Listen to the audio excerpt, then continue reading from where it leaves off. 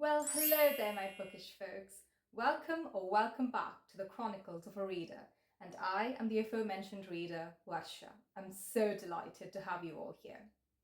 So I know that we're nearing the end of January by now, and I still haven't put out any of my end of the year content for 2024.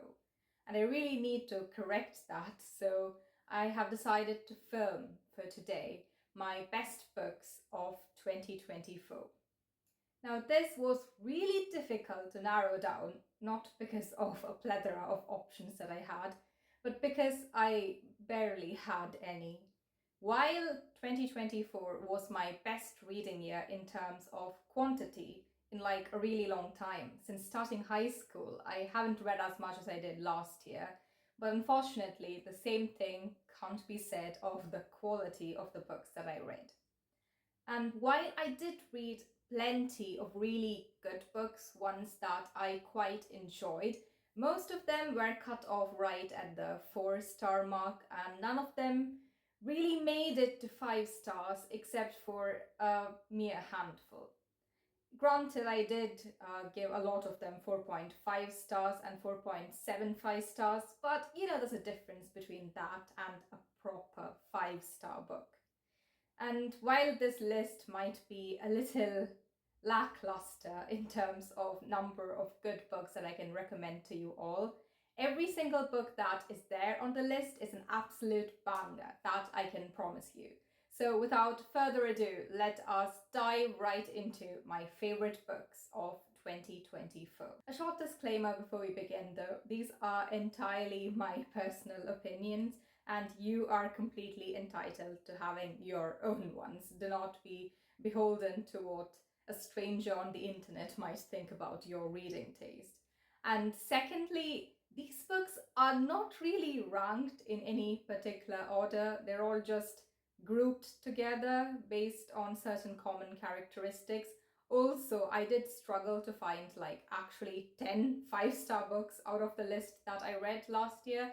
Hence, only 7 of them are like actual 5-star reads, and the next 3 are actually 4.75 stars. So that is another grouping that I'm doing. I will mention it once I finish going through my 5-star reads and move on to the 4.75 star ones. So let's just start off the list really heavy with one of the first books that I gave 5 stars last year, which was Freedom in Exile by His Holiness the 14th Dalai Lama. Now, this was a non-fiction read, an autobiography. It chronicles the life of the 14th Dalai Lama since his discovery as a tulku or reincarnation at the age of 3, and how he moved to the capital city of Tibet, Lhasa, with his family at that age, and his monastic education and upbringing at Pojang Potala, or the Potala Palace. And after that, how, well, history happened and the Chinese invasion of Tibet occurred, and how he had to deal with that as a literal 15-year-old. He had to be in charge of his people, and how ultimately he couldn't do all that he wanted to for them. And yeah, he ended up having to escape from his own homeland in order to protect as many people as he could. And he went into exile where he continues to live to this day. He's nearly 90 years old at this point, and he lives in Dharamshala currently. So then the next bit talks about the establishment of the Tibetan refugee community in India. And it is in fact one of the largest and most organized refugee communities in the world. And then how he worked relentlessly to bring global attention to the issue of the Tibetan invasion, to educate people about that across the world, and finally his life after winning the Nobel Peace Prize for his efforts.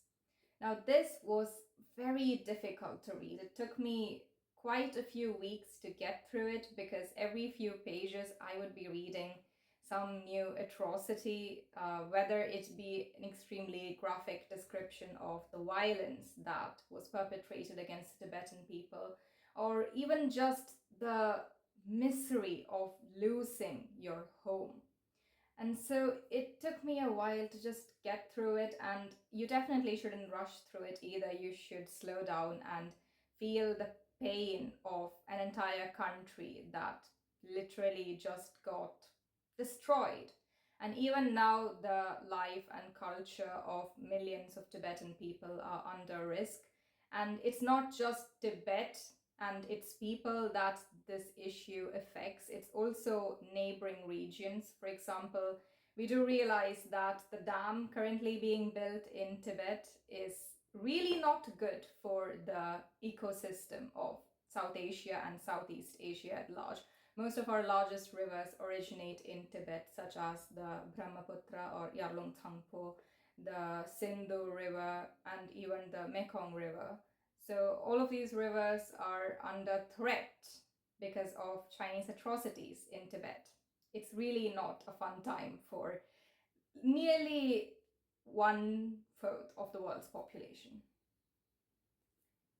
And one thing that's really inspirational about reading this is that even after all of the cruelty and callousness with which the people in power in China have treated Tibetans, have treated him personally, the Dalai Lama still holds so much compassion for them, because at the end of the day, most of the people who were perpetrators of these weren't really willing. They were just those who were forced by circumstance and by the folly of certain authorities to do these heinous crimes against humanity. And the main takeaway from this book is that hope can thrive no matter how difficult the times may be. And in a particular section, the Dalai Lama talks about universal responsibility, which I think is a concept that is extremely important in this time and age. Essentially, that more than ties to your ethnicity or your country or any sort of other artificial barriers that we humans have created. At the end of the day, our responsibility is to the world at large, to all human beings, and essentially to all sentient beings that we share this planet with. And only when we think of ourselves as a citizen of this planet that we call home, a being of Earth, can we truly work towards global peace and harmony. Because at the end of the day, all we humans require is peace of mind. Now, moving on from that, because if I were to talk about freedom in exile, I would be talking for the rest of the day, and we don't have that time. So moving on to the next book on the list, I read The Torchbearers by A.B. Majmudar. Now, this one is a middle grade book. It's inspired by Hindu mythology, and I really enjoyed this when I read this. I believe I read this during my exam time, so it came as a well-required break from my hectic schedule at the time. From the very first page, I was just immediately sucked into the really quippy writing style that it had. There were puns galore, and it was just so entertaining to get transported into this world. In this book, we follow our main character Prem, whose father works as a professor of Sanskrit and Hindu mythology at a university in the USA, which is where the both of them live. But one summer vacation, his father gets called back to India by a client to research something particular, like manuscript, at one of the facilities that he used to work at back home in India. So then Prem gets whisked off to his homeland, and he is having a miserable time there because he doesn't have any friends to talk to and he's pretty lonely. But one day during a monsoon downpour, what happens is that a fish plummets from the sky and into his palms, and this turns out to be a talking fish. And with this somewhat whimsical incident, he gets whisked off on an adventure across the entire length of the country. He is given the grave responsibility of saving the gods from the brink of extinction, because they are endangered by the asuras who want to get their hands on the nectar of immortality, and without that, the gods will perish. So now he's on a quest to save them, and along the way, he meets a couple of other kids who are also quite funny characters in their own way. This one had a really cool magic system in that Prem and those other two kids are torch bearers.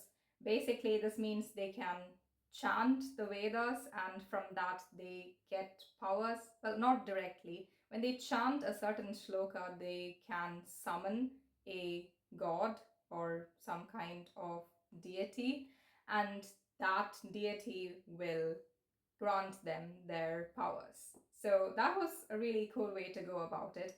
It has some discussions on the importance of culture and faith, and I don't think those were done in a heavy handed way. I think it was balanced quite well.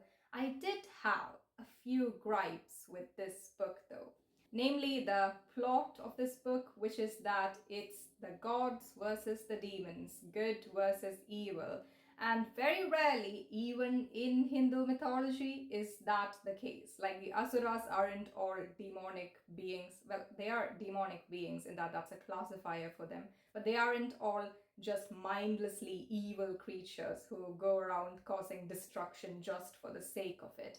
And I really did not like this book's portrayal of Mahabali, who is a very important person in the culture of Kerala. We celebrate Onam to, commemorate his return from the underworld every year. So to have him portrayed here as some kind of like cartoonish mustache twirling villain was just, yeah, that it could have been better done. But I did enjoy all of these adventures that these kids go on. We go to different parts of the country. Like, for example, we go to the Kalamandalam in Chennai, is it? Is that where the Kalamandalam of Tamil Nadu is located? I'm not sure, but they go there and they meet Parvati, the goddess, who has a human persona as a dance teacher. And then they even go to the furthest northern reaches of the country. They go to the Himalayas. I think they even go to Tibet because Mount Kailash is mentioned, and that's near Lake Manasarovar, which is in Tibet. So, yeah.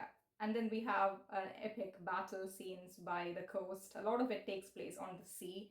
So, yeah, this book, it's quite short. It's only about 300 pages.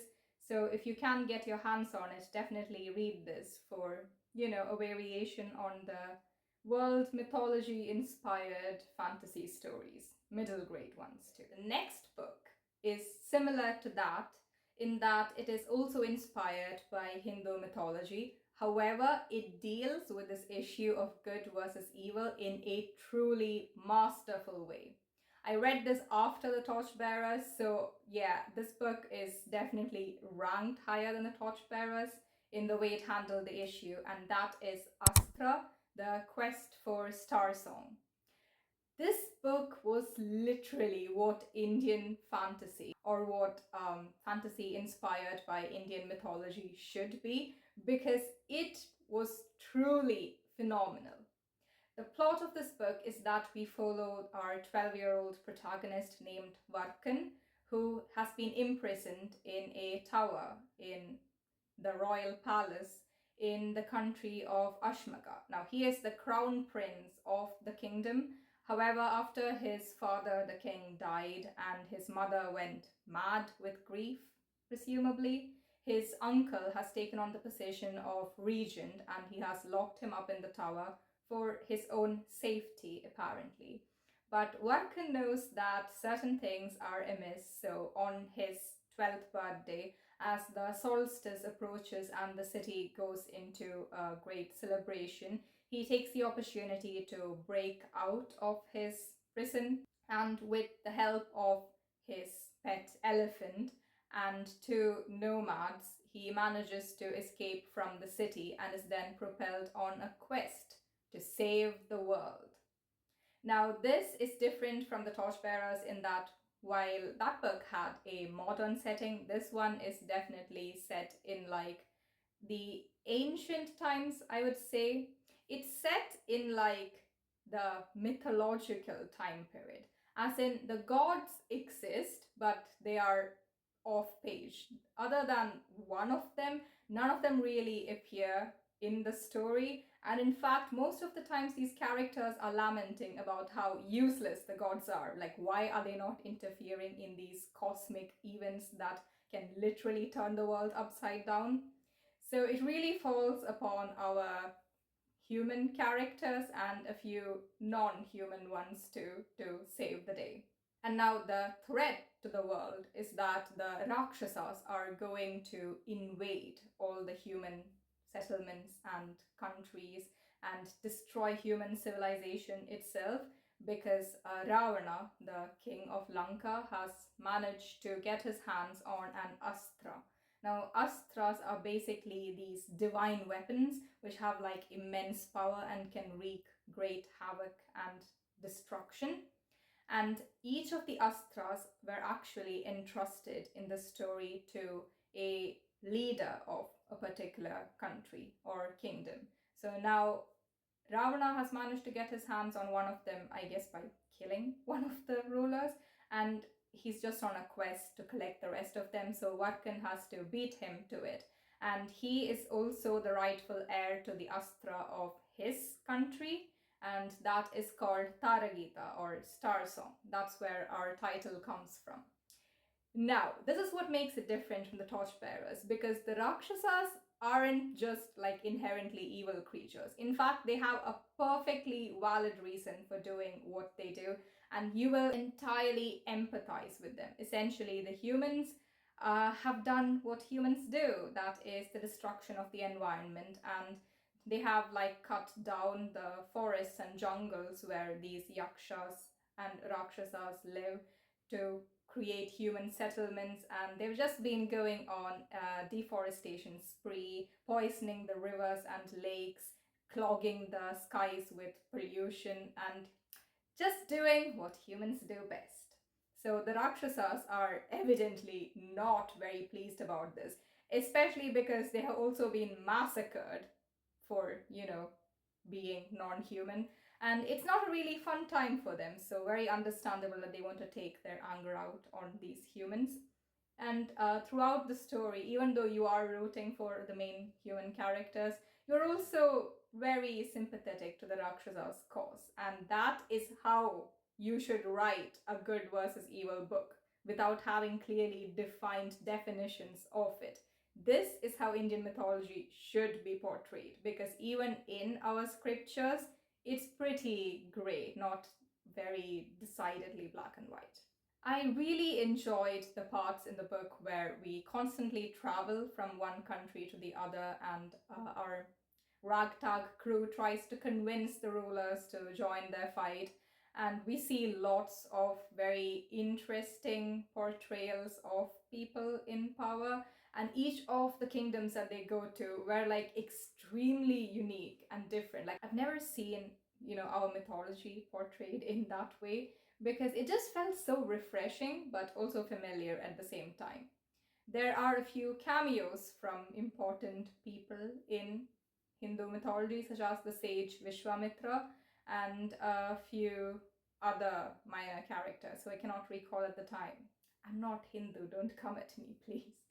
So yeah, it was just a really delightful adventure. Even though this book was just short of 250 pages, it had non-stop action, but without it being too cluttered. The pacing was just absolutely incredible, so well done. And the only sad thing that I can say is that it doesn't have a sequel yet. I don't know if there ever will be a sequel. The way it ends is just absolutely crazy. Like, you shouldn't be doing cliffhangers which just devastate me like that. So yeah, Astra, do check out that book if you can. Yeah, I just realized I've been taking too much time to talk about every book, and we're only 3 books in, so I'm gonna speed this up a little. So the next book on my list is Dragon Slayer by Tuati Sutherland. Now this is part of the Wings of Fire series, which, as you can see here, is a series that I absolutely adore. It's my favorite one of all time. It is a middle grade series which has dragons, and what more could you ask for? It's set in the world of Pyria, where there are 7 dragon tribes, and they are at war with each other because of a certain succession problem that occurs in the Sandwing tribe, which live in the desert. And that just propels the entire continent into an all-out war. And it's not a very good time to live in for a dragon, but especially for a human. And that's what's different about Dragon Slayer, because unlike every other book in the Wings of Fire series, this one follows the perspective of scavengers, as the dragons call them, or humans. In this book, we have 3 main characters, each of whom we get POVs from. And we follow this girl who has been left as a sacrifice to appease the dragons by the people of her village, including her own parents. And what happens is that, unlike what they believe, she doesn't get eaten and in fact manages to get away from there, along the way rescuing a baby dragon who has also been apparently left to die. And they form a really close bond as they travel across the continent and just trying to survive in this hostile environment. And the other character we follow is this main character's brother, Leaf, I believe. Is that his name? Yeah, her older brother, who was also a child when this happened. But since then, he has grown up and he has taken it upon himself to hunt down the dragon which ate his sister. The problem is only one human has ever killed a dragon and lived to tell the tale, and that is the Dragon Slayer. So now this boy is on a quest to find the Dragon Slayer and learn how to annihilate a dragon from him. And the third character that we follow is none other than the Dragon Slayer's daughter herself. And she is obsessed with dragons, not with killing them, but with learning about these magnificent creatures that fly through the sky and breathe fire. She is in a position of great privilege because her father is exalted as like the leader of their community. But then she begins to see that things are not as they seem, and as she uncovers family secrets, she realizes that, well, maybe the adults have it wrong, and she takes it upon herself to correct a grievous mistake that occurred in the past. And all 3 of these characters, their paths converge, and we get a beautiful story. Now, this book, I gave it 5 stars solely because I love the Wings of Fire world, and I haven't been back in years. I read book 10, I think maybe 3 years ago, and I haven't revisited that world since then. So this was really just a great point to jump back into the story. And I don't really have much else to say about it. It's just a perfect book, no notes. Just read everything in the Wings of Fire world. You will not regret it. Moving on to the next book, I read This Savage Song by V.E. Schwab. This book really surprised me because I wasn't expecting it to be a 5-star read. I devoured this within the course of like 3 or 4 days, and it was just such a cool book. It's really difficult to describe its genre. I would say it's dystopian fantasy horror, I guess. In this book, we follow 2 protagonists who live on 2 different sides of a city, which has been torn apart by, I guess you could say, civil war. And what happens is that all of a sudden in this world, which is just our world, but I guess a couple of years into the future, every time a violent event occurs, like a crime has been committed, these things give rise to like personifications of that crime. So monsters are born when a crime is committed. And there's like 3 different types of monsters depending on the level of the crime. So if it's just like someone gets beaten up bloody, then this creature called a Corsai appears, which is just this like mass of claws and teeth, and these ones just really love to feed on the flesh and bones of people. If someone gets murdered, then these vampire-like beings emerge and they suck the blood dry right out of a person's arteries. And finally, when a much larger crime, like a massacre, occurs, then a third type of monster is born. Now, at the beginning of the book, it's split POV. We have our boy, August, who is this third type of monster. And he is the adopted child of, I guess, the leader of the resistance in one part of the city. And yeah, their job is basically to go around and eradicate the other monsters who are, endangering the lives of the people. And on the other side of the city, we follow our other main character, Kate, this girl. She is the daughter of essentially a mafia boss. The side of the city that she lives in is safer because her father, who is the unelected leader of the city, I guess takes it upon himself to make sure that the people there do not have to fear the monsters. But of course, this protection comes with a price. And if a person neglects to pay the protection fee, then essentially what happens is that they have these like bracelets which kind of ward off monsters. I don't really remember how the science of that works, but then that gets turned off and then they're monster chow. So yeah, the plot of this book really begins when August is sent to the other side of the city to infiltrate the school where this girl studies at and try to either murder her father or just get information on how to make the bracelets. I'm not really sure. That part of the plot is quite fuzzy to me. I read this ages ago. Anyway, so he has to, infiltrate the place and forge a friendship with her. And what happens is that they do end up actually becoming friends, and they have to not exactly go on a quest. Their lives are endangered one day, and now they only have each other to rely on. It's them against the world, against both the monsters which are formed from the crimes and monsters that wear human faces. This book read like a movie. It was just non-stop action, and I really enjoy stories where the horror element is that there's some kind of creatures going around. I don't really like supernatural horror where there's just like an eerie presence, but like creature horrors, those are fun. So yeah, we get a lot of like action sequences, car chases, killing monsters if that's your thing. And this is a duology. I haven't read the second book yet, but I will definitely be checking that out this year. The next book that I read, well, it can't really be called a book because it is a short story. I read The Wickets by Gail Forman. Now, this was part of the Faraway collection of short stories on Kindle.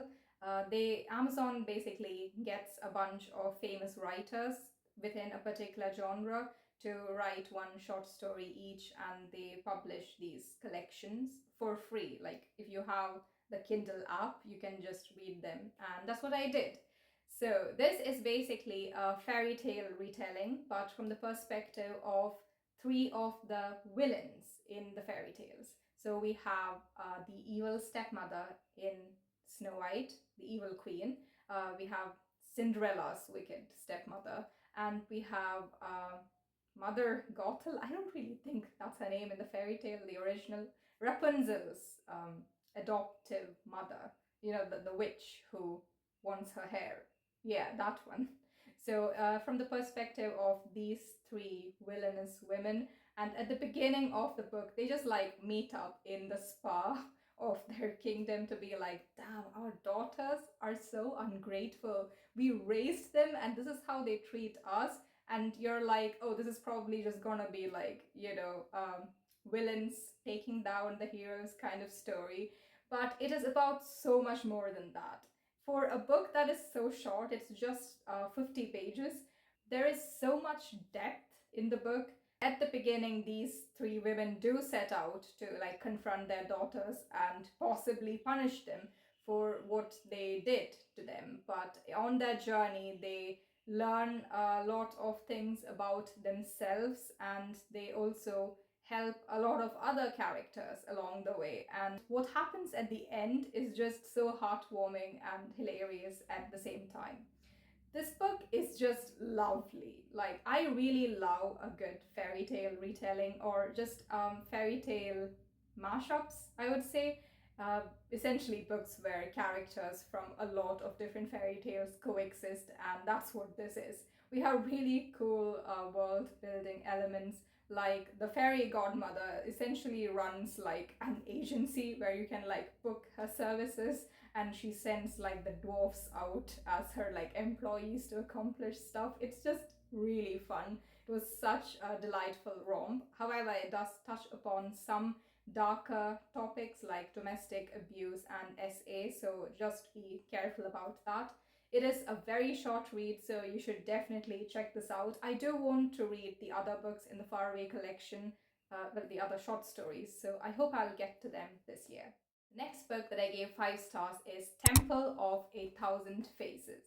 Now, this book was just incredible. Like, if I have to pick out only one book from my list of 5 stars that I would recommend that everyone read, it would be this one.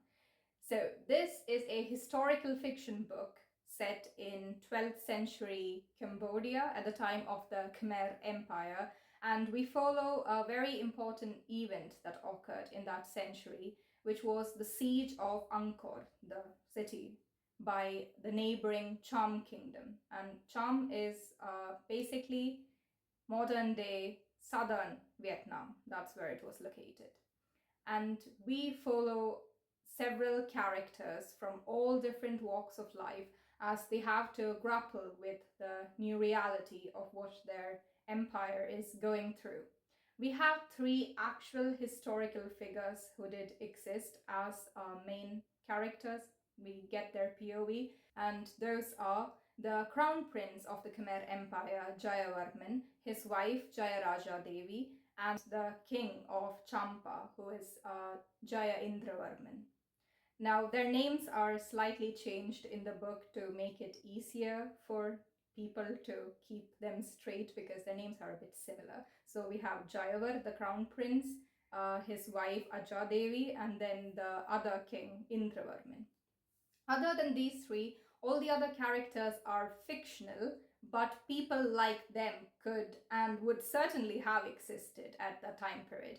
We follow a character called Warsan, who on the day of her wedding, like at the exact moment when she is getting married, Chams invade and her family gets massacred in front of her eyes, and she gets enslaved as a prisoner of war because she is very beautiful, and she gets given away as like a prize to one of the charm officers called Asal, who is our other main character from like a charm perspective, and he is a commander in the charm army. However, he has been forced into the army because of certain extenuating circumstances, and while he does enjoy the fact that he isn't starving in the streets anymore, he begins to really abhor all the things that he does for his king. He begins to question a lot of his motives, and he realizes that maybe massacring entire swaths of another population isn't really necessary, even at the time of a conquest. So he's beginning to rethink his alliance. And from different strata of society, we follow a family of fisher folk as their lives are also turned upside down by this invasion. And through their perspective, we follow all 4 members of the family. We see how even common people in times of great desperation are pushed to extremes. And sometimes this desperation gives rise to incredible feats of bravery. All of these characters, they just felt so real. And the way the descriptions in the book are so lush and lyrical, you feel that you are right there with them, like riding on war elephants, swimming in lily ponds. You're just soaking in the sights and sounds of Angkor in all its majesty. There were several elements that I enjoyed, discussions on philosophy, on like different religions like Hinduism and Buddhism. And I also learned quite a lot about the Khmer Empire. These two, the crown prince and princess Jayavar and Ajadevi in real history too. They were incredibly inspirational figures. Essentially, all of the other members of the royal family got killed at the time of the invasion. However, they managed to escape into the jungle where they bided their time and formed a resistance, which eventually did succeed in overthrowing the charm. This is not a spoiler, it's like history that happened over a century ago. I really don't know how I can spoil actual history. So yes, that's essentially what the story is about. And while it does take certain creative liberties, such as shortening the time that this entire like overthrowing the invaders process took, in reality it took nearly 3 or 4 years for them to like gather enough forces to overthrow them. However, in this book it has been shortened to like about a year or so, which really worked from a narrative perspective, so I didn't mind. And those two, Jayavar and Ajadevi, are literally like relationship goals. They are like the OG power couple, and they're what every relationship should strive to be. There's so much mutual respect and admiration between them, which is just really healthy to see. And speaking about that, familial love is a very important theme that is covered in this book. All of our characters have deep attachments to their family, and that really shines because it is through the power of familial love and connection that at the end of the day, they win back their country. So yes, Temple of a Thousand Faces. Initially I was a bit skeptical because the author is a white person. He is not Cambodian or even Southeast Asian. However, I think he did a great job. He masterfully tackled this subject, and he has written quite a lot of other historical fiction books set in Southeast Asia and East Asia too. So I will definitely be checking out his other works. Now, moving on to the next two books, I've just grouped them separately because they are sequels to books that I have given 5 stars in the past. So I don't know if they really count because it really hinges upon my enjoyment of their prequels. And that would be first Rule of Wolves, which is the sequel to King of Scars, that duology by Leigh Bardugo. In this, it is set after the events of Shadow and Bone and Six of Crows, so I would highly recommend reading all 5 of those books before you jump into this. Otherwise, there will be so many spoilers. And we follow a very beloved character from that series who is none other than Prince Nikolai. And essentially, we see him tackle a new position of power. And this book, it's much more centered on politics than the whole typical trope of overthrowing a corrupt system and, I don't know, rebellion. This book is very different from that. It's more about what happens after we overthrow like our evil overlords. Now we have a country of poor, emaciated, starving, sometimes discontent folk. What do we do to turn all of these problems into something we can work with? And that's what Nikolai has to deal with, along with another problem that he encounters at the end of book 3 of Shadow and Bone, I believe. We also have other characters who return, a favorite from Six of Crows, which is Nina. She goes on her own adventure in Fierta as she has to deal with other problems. We have Zoya. She is a general in Nikolai's army currently. She is the general. She's like the head of the army. And she also has her own stuff to deal with. It's just all of these characters trying to pick up the pieces of the shattered shards that Ravka currently is. So yes, I absolutely adored Rule of Wolves, even more so than King of Scars, primarily because it's set, a large chunk of it is set in Shuhan, which is my favorite country in this fantasy world of the Grishaverse, and we have perspectives of Shu characters. I just really love how, when most authors do like multicultural, like inspired worlds where they take real world countries, and every fantasy world apparently needs an East Asian equivalent. It's almost always a Chinese inspired world, which is all right, but sometimes it gets a bit overdone. And this is where Shuhan deviates from the norm. And we have a mostly Mongolian inspired world with a few Chinese and Japanese influences. I watched the TV show, which is pretty great too. I'm sad it got cancelled, but the way Shu Han is like portrayed in the TV show, absolutely epic. Like I screamed when I saw it. So good. So yes, King of Scars. No, not King of Scars. Rule of Wolves, but I do recommend reading King of Scars before. It is a duology after all. So I adored this, and yeah. Moving on to the next 5-star read, which again, sequel. I read Painted Devils by Margaret Owen, and this is the second book in the Little Thieves trilogy now. So the first book was Little Thieves, and now we have Painted Devils.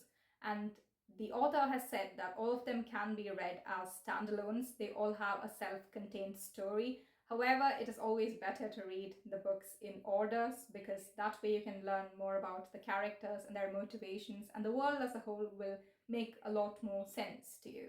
Little Thieves is one that I once again read during exam time back in 11th grade.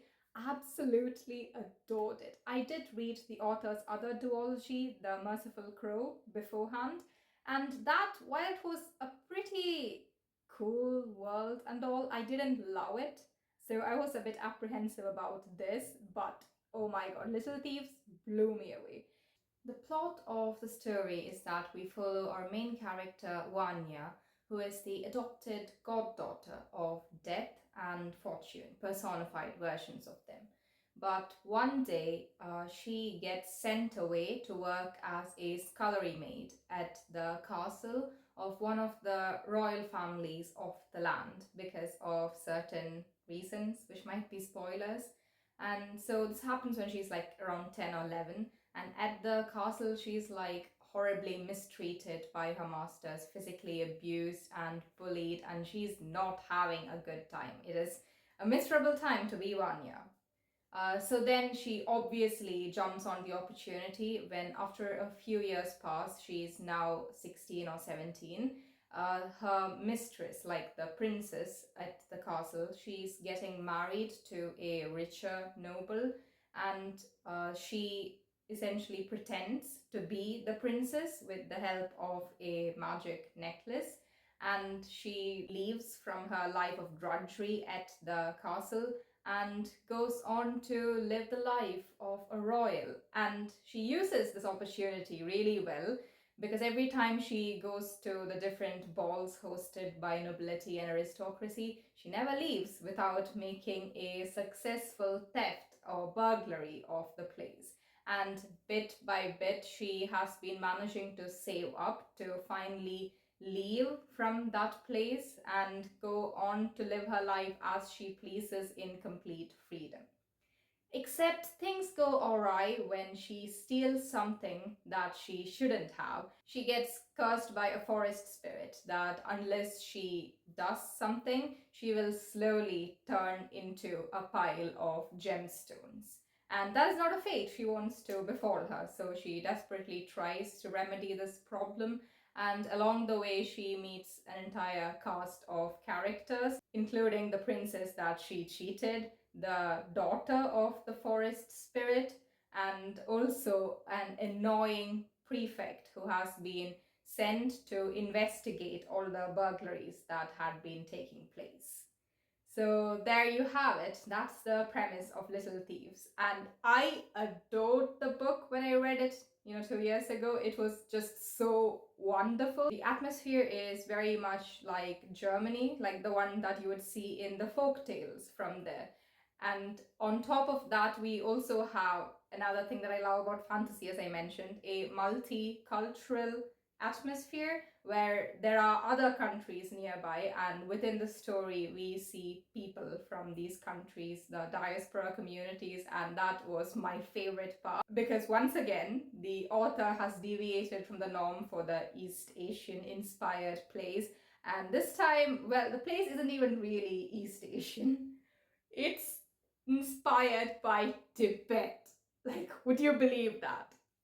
When I read like a Tibetan name on the page for the first time, I was like, surely this is just my other special interest activating and interrupting my reading experience, because I had been reading up a lot about Tibet that day and watching some folk dances from there. But then I was like, wait, it's still on the page. And I was like mind blown. There were several references to Tibet, which in this book it's called Khar, like, a Tibetan inspired country. And we have wonderful Tibetan names just sprinkled throughout, names like Kesang or Kidrin. It was just, and then there are mentions of like the prayer flags, the food, the way the people look. It's just done so beautifully. And yeah, that is one of the primary reasons I love the book. I'm not afraid to admit it. I'm just so grateful for the author for writing what she did. But now moving on to the second book, because that's what we are here to talk about, as making it into my favorite list of last year. We have Painted Devils, and that book was equally good in terms of the plot. Like, I really love Vanya as a character, but here's where things get a bit iffy. I mean, was this really 5 stars if certain things that happen in the book aggravated me so much that I wanted to fling it away? Well, I mean, it's still 5 stars for the plot and Gar/Tibet.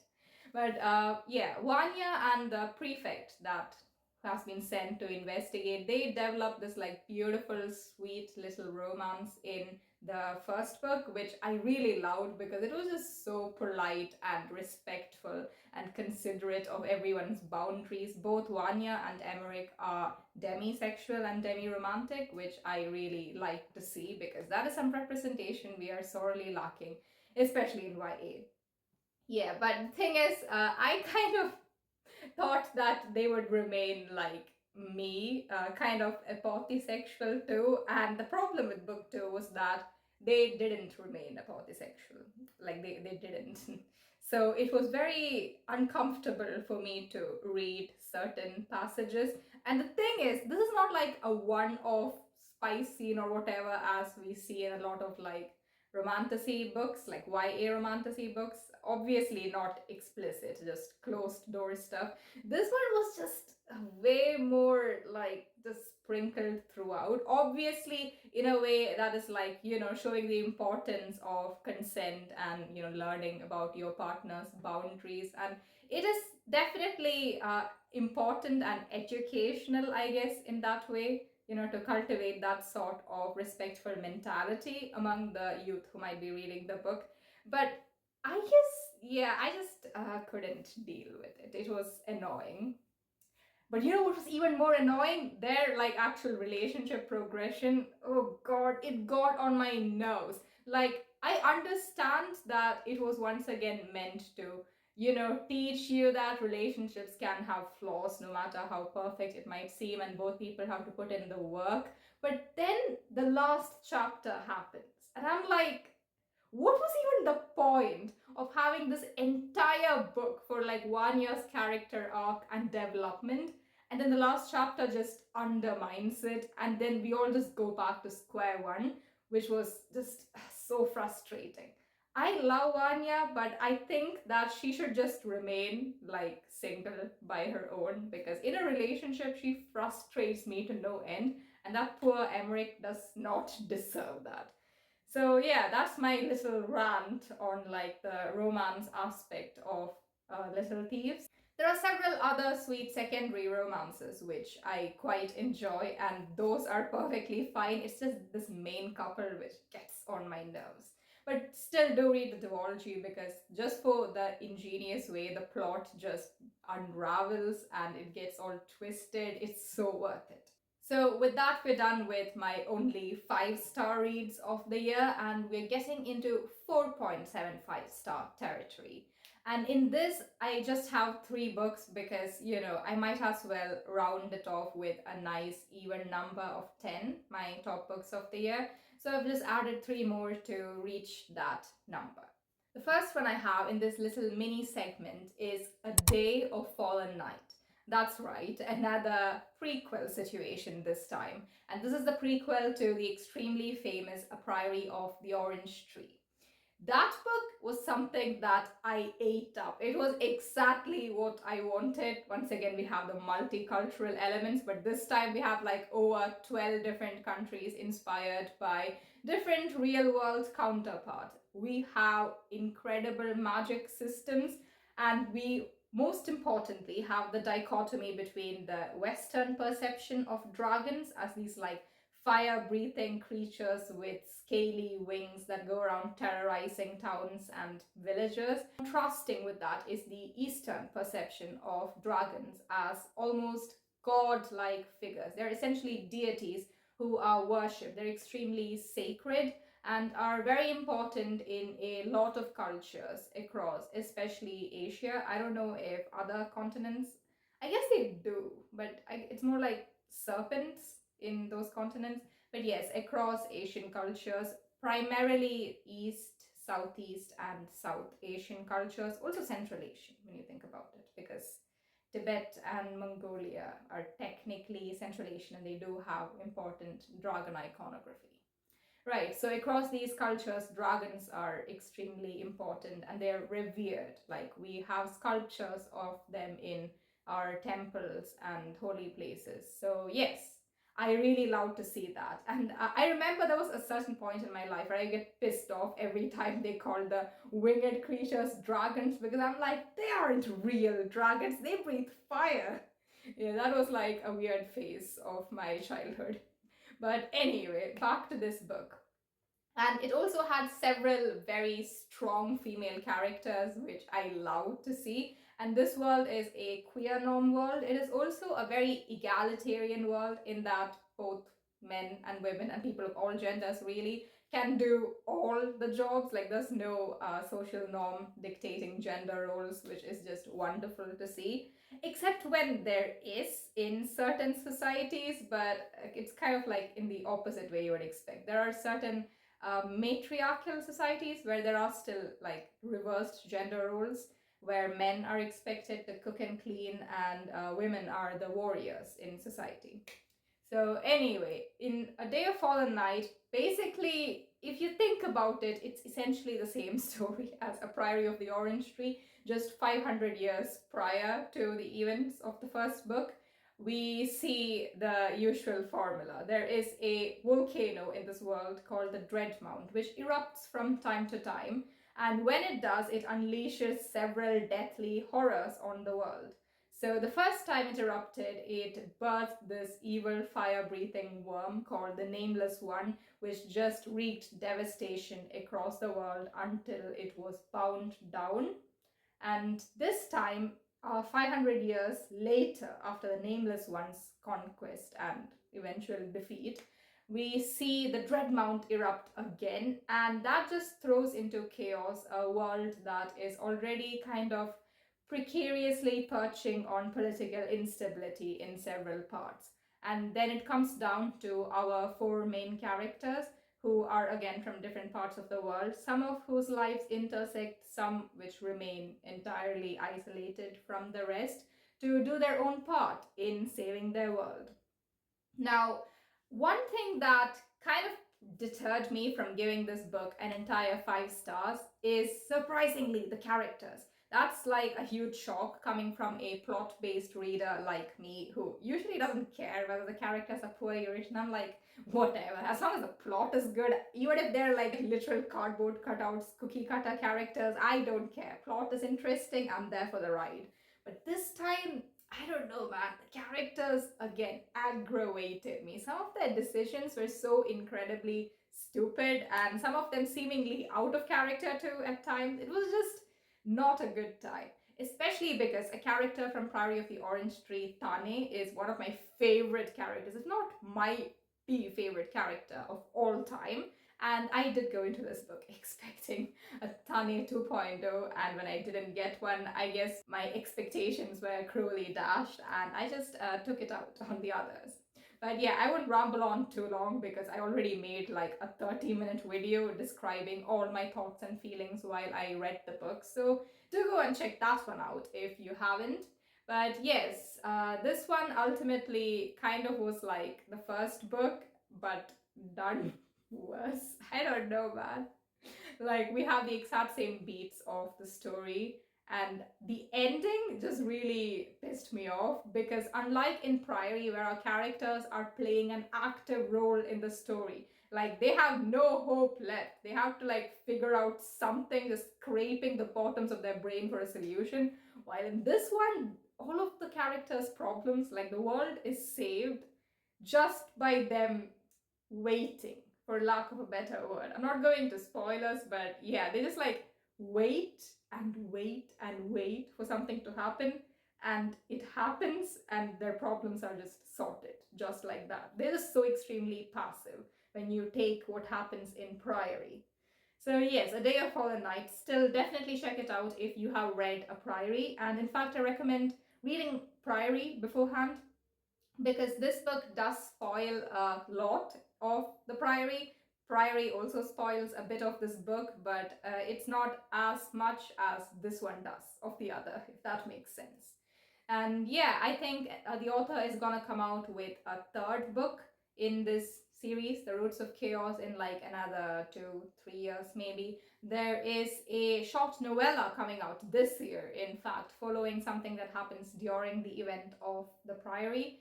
So yeah, check that one out too. Anything that Samantha Shannon writes in this world is bound to be a banger, even though it can be a little disappointing, like this one at times. But we'll take what we can get. Now, moving on to the next book in my 4.75 stars favorite book list, we have The Sorcery of Thorns by Margaret Rogerson. This is a book that I had my eye on for like several years when I came across this on, like, I don't know, Goodreads or Amazon. Like, the cover looked spectacular and the plot sounded even better. We follow our main character, Elizabeth Scrivener, who works as kind of this apprentice at a great library. So in the world that she lives in, books can sometimes be sentient creatures, and they have their own like thoughts, feelings, personalities even. And when their feelings are hurt, or like they themselves suffer some kind of bodily harm, they get transformed into these malevolent beings called malefics, who are essentially these like grotesque creatures made of like ink and paper, I guess. Well, not paper. They are extremely difficult to kill, and they go around killing people, and it's not a great time. And the greater the classification of this grimoire, the book that turns into the malefic, is, the more dangerous it is. So one day Elizabeth is given the job of transporting like a class 8, 7, I don't know, like a pretty high up there, but not the highest level, not malefic, sorry, grimoire into the Great Library. And then after that, at night, when everyone else has fallen asleep, she is woken by a sound in the night. And then when she goes down to investigate, she sees that this thing has become a malefic, and her director, who is essentially kind of a parental figure in her life because she is an orphan, she was taken in and raised as an infant in the Great Library, has been killed, the director, and this malefic has been running off into the countryside to presumably kill other things too. There's a village on the path. So then she runs after it and succeeds in killing it and saving the day. Except the people at the capital aren't very pleased because this book was extremely precious and it's one of a kind. So then they send a sorcerer to arrest her and take her to the capital for trial. She is wanted both for sabotaging the grimoire and also for the murder of her director.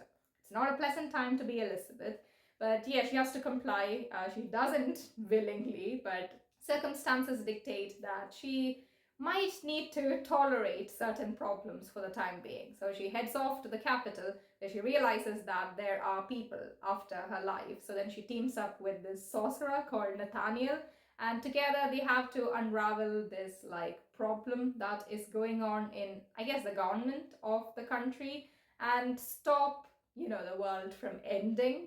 So yeah, they team up, and along the way they forge a lovely friendship that blooms into, again, another very respectful and polite romance, which I have realized are my favorite types of romances, where everyone is just polite to each other. And there's also this other character called Silas, who is essentially Nathaniel's butler, except he is also a demon. And he's just like the most polite, respectful person you will ever meet. And yeah, his scenes were just so lovely. And he was just like, yeah, many people's favorite part of the book. Was he my favorite part of the book? I don't know, but he was definitely up there. There are several facets of the book that I really enjoyed. For example, Elizabeth is definitely neurodivergent coded. So, and that is contrasting with Nathaniel, who I guess he's also on the spectrum, but he's like extremely like just dripping with sarcasm all the time, making like neat little jabs at her, and they have like really nice banter. But then Elizabeth is like, she cannot detect any sarcasm. So then she like responds to everything he say with like great seriousness, and that gives rise to some of the most like comic moments in the book. And Nathaniel would be a character who I would hate typically, because he has the same vibes as, you know, those like flirtatious male characters in YA books. But I think the reason that he didn't get on my nerves was that he was very respectful around Elizabeth, at least. He never like flirted with her until, you know, the romance part started, which was nice to see. And Elizabeth is also canonically like an extremely tall girl. She is taller than Nathaniel, I believe. I mean, I hope so. And that is such a refreshing change from all like the petite girls that YA fantasy is usually populated with. So now we get to see a really tall girl swinging swords around and killing demons. A very fun time.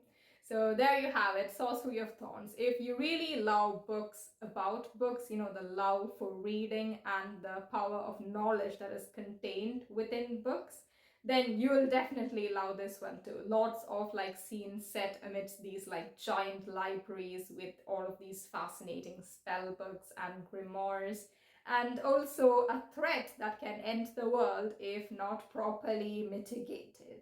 So that's that one. And now we're on the home stretch, folks. This is our final book in the list of my favorite books of the year. This one is extremely special to me because it was, I think, the only book that made me like actually ugly cry last year, which is extremely difficult to do because I am not someone who cries easily at books. I think I cry easier at like visual media like movies or TV shows than I do at books. I'm like a very tough reader. Even the most like emotional, tugging at your heartstrings scenes will have like completely zero effect on me. I just remain like so apathetic, completely unaffected as I read. But this one, it got more than a few tears out of me. And that is The House with Chicken Legs by Sophie Anderson. Now, this is a middle grade book of middle grade fantasy, which is something that I really gravitate towards. I just love middle grade content, man. Like, not just books, also movies and TV shows.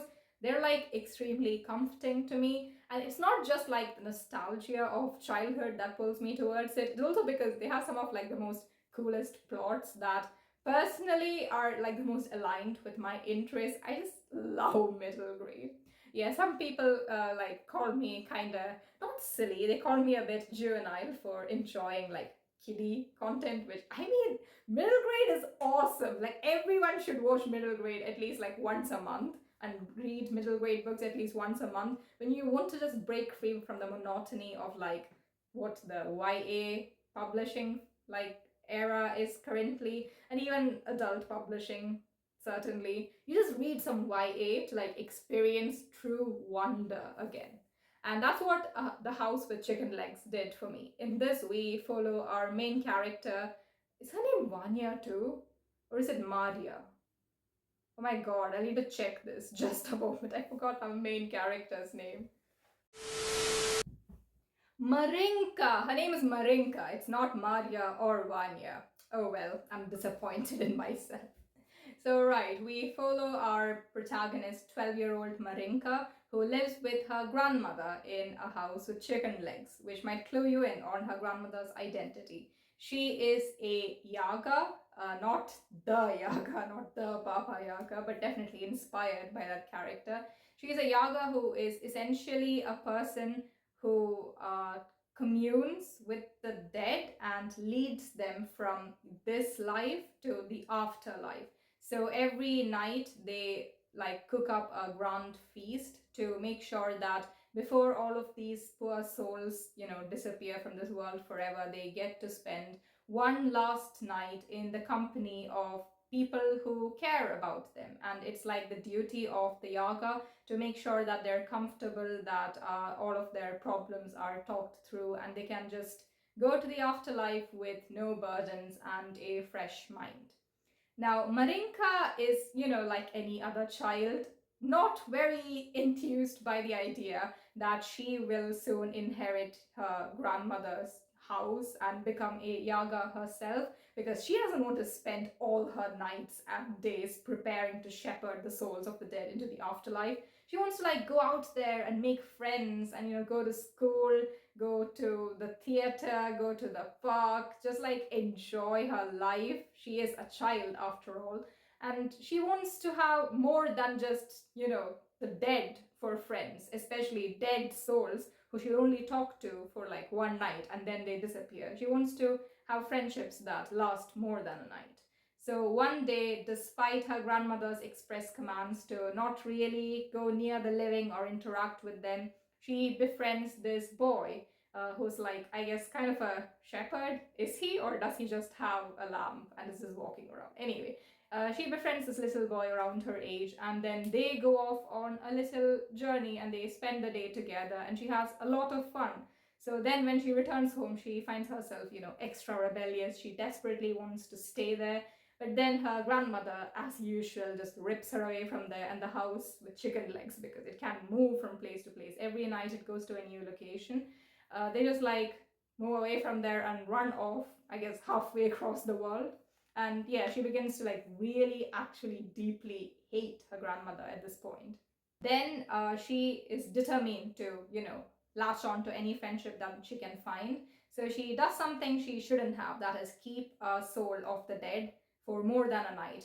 She doesn't let the soul go through the portal to the afterlife, and that causes a problem. So when her grandmother finds out, she has to take the soul herself into the afterlife, but then the portal closes and her grandmother is stranded on the other side, and now it is Marinka's duty to get her grandmother back. And now she's like extremely distraught, and she really regrets the way she treated her grandmother. And oh my god, just thinking of why am I starting to cry just narrating the plot of the book. Okay, so essentially, any stories that have to do with the elderly who are suffering or dying, it's just like that is the only thing which can make me genuinely sad. Like anything to do with elderly people, I will like actually cry, as is happening right now. So yeah, I really need to compose myself. Right. So yeah, her regret at how she treats her grandmother, it was just like, it just stirred something in me, and I was like crying page after page for like entire chapters. Like I couldn't read the book putting it like here because the pages were getting soaked with my tears. Like I had to like keep it a certain distance away and read, and I was like, I want to stop crying, but the tears just won't stop coming, and it was just such an emotional read. Like I didn't read any other book like that afterwards. There were some that indeed did make me shed like one or two tears, or like I cried for maybe a paragraph, but like for entire chapters, like solid 50 pages of non-stop crying, that's like an incredible feat for anything to achieve. And this book just really just broke that ceiling for me, and just for that it's like a favorite book of mine. Obviously, there are some parts which got on my nerves, because we are reading from a tween after all, and she does annoying things that tweens do, such as not listening to her grandmother and ending up in like a load of trouble. But throughout the book, we see a lot of character development from Marinka, and it's like, I guess, sort of an existential book, because it does deal with difficult and heavy topics like death, lots of death, because they are, after all, Yaga, and the grief of losing people close to you, and how to move on from that, because just denying it and just ignoring it will not make it go away. You have to like grapple with it and come to terms with it and accept that as a fact before you can move on with your life. Otherwise you'll forever carry that burden that just keeps weighing down on you, and that's not a pleasant way to live. So that's essentially the moral of story in this book. And I really loved the like vibes of the book. Obviously, Marinka and her grandmother, they have a lot of motifs from Russian folklore going on. That doesn't mean all the Yaga are like that. There are other Yaga too that she comes across who are from different parts of the world, I guess. And yeah, it was just a really, really beautiful read. And I will definitely recommend that everyone, regardless of whether they typically read middle grade or not, pick The House with Chicken Legs Up, because it is a book that you will not forget easily for a really long time. I do want to check out Sophie Anderson's other books too, because all of the covers look incredibly gorgeous, just like this one, and the plots are also pretty intriguing to me.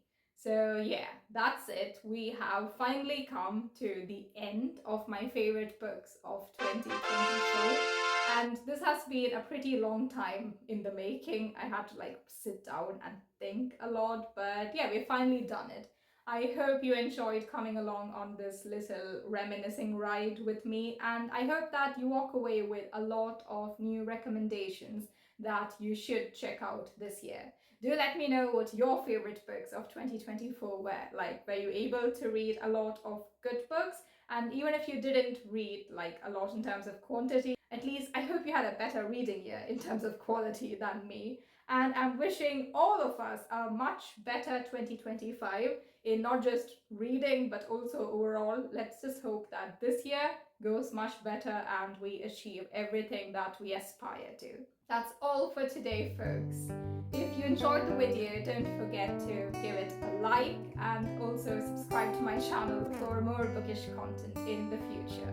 Look out for other videos coming out from me, bookish and otherwise, and I'll catch you later.